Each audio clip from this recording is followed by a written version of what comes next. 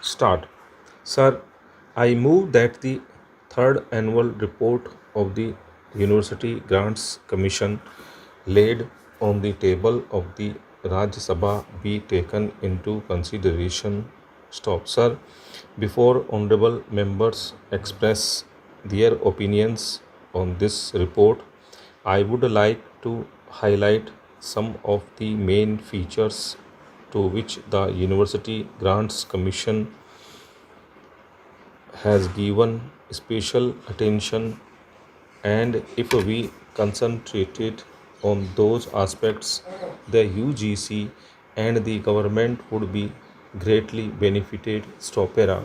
In fact, the main purpose of this discussion is that the UGC and the government should have the benefit of the views of this house and the other house on the work that is being done by the UGC. Stop.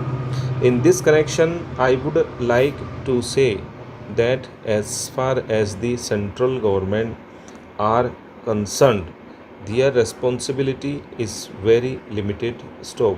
I am not saying that because of the criticism which is being leveled against universities at the present moment, I am only referring to the constitutional aspect of it. Stop.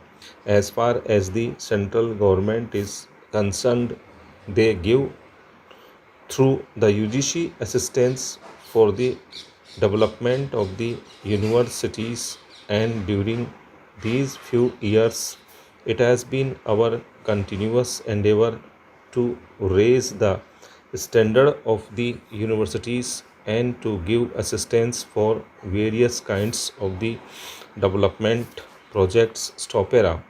In the course of their work, the UGC have faced certain difficulties and they have raised certain fundamental issues. Stop.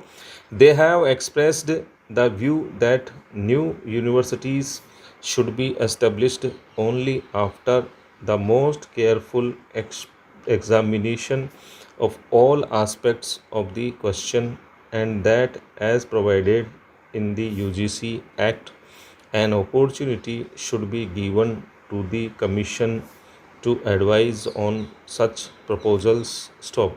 Under Section 12 of the UGC Act, it is one of the functions of the Commission to advise any authority if such advice is asked for on the establishment of a new university. Stop. But as the House is aware, under the Constitution of India, education, including university, is a state subject, and the state governments are not being bound to ask for advice of the Commission or to act on their advice after seeking the same for establishing new universities. Stop. New universities have been established after consulting the Commission. Stop. The resources of the Commission are limited. The UGC has therefore suggested that before new universities are established, it would be desirable to seek the advice of the Commission in the matter. Stop. They particularly refer to the university at Varanasi. Stop. At Varanasi, a new Sanskrit university has been established, and in Madhya Pradesh, the Indira Kala Vishwavidyalaya has been brought into existence. So, they are all one faculty institutions, namely for Sanskrit and for music, respectively. Stop. Recently, another university, Darbhanga Sanskrit University, bill was passed by the state legislature, but the UGC was not consulted. So, as far as the constitutional provisions are concerned, the state government may not consult the UGC. Stop. Para. Sir, in this matter, in my opinion, it would be advisable to establish healthy conventions. Stop. We have set up a very high powered commission, and that commission is making strenuous efforts with its limited resources to raise the standard of the universities. Stop. It would be desirable to seek the advice of the Commission before new universities are set up, but in this matter, we cannot do anything under the law unless we change the constitution itself. Stop. But we can certainly establish healthy conventions in this country. After all, everything need not be determined by the law. Stop. We are all equally interested in the development of the universities.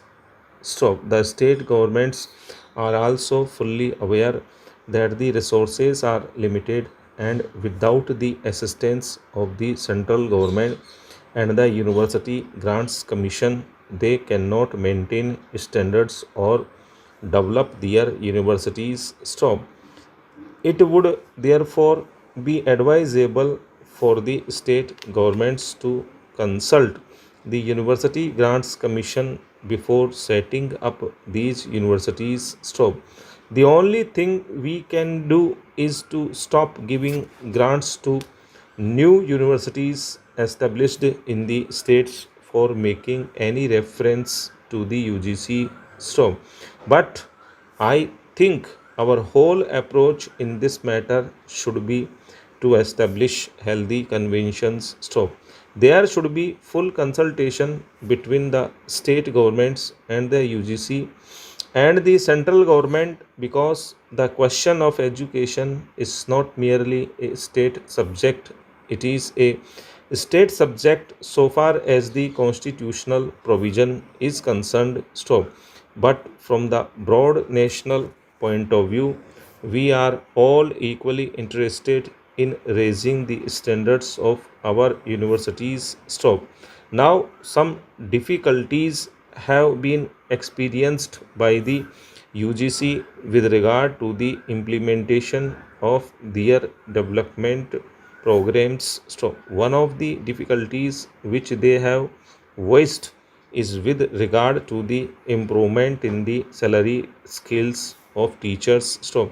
Now the assistance which is being given by the UGC is on a matching basis, that is the UGC gives a certain percentage and the state governments are expected to contribute their share. Stop. It has been found that in many cases the commission could not implement this scheme because the state governments had not come forward with matching funds. Stop. Now here is a difficult situation which the commission has to face. Stop. We are only examining the commission whether the UGC should not try to demarcate clearly the functions of the UGC and the state governments in financing development projects. Stop. We have so far viewed that the raising of the salaries of teachers is a national problem, and the UGC has naturally given the highest priority to the importance of the salary scales. But unless the state governments come forward and find the matching funds, it would not be possible for the UGC to do anything in this matter. Stop. Now this idea unfortunately did not find favor with the state governments, who suggested that the commission should give 100% assistance for their projects. Stop.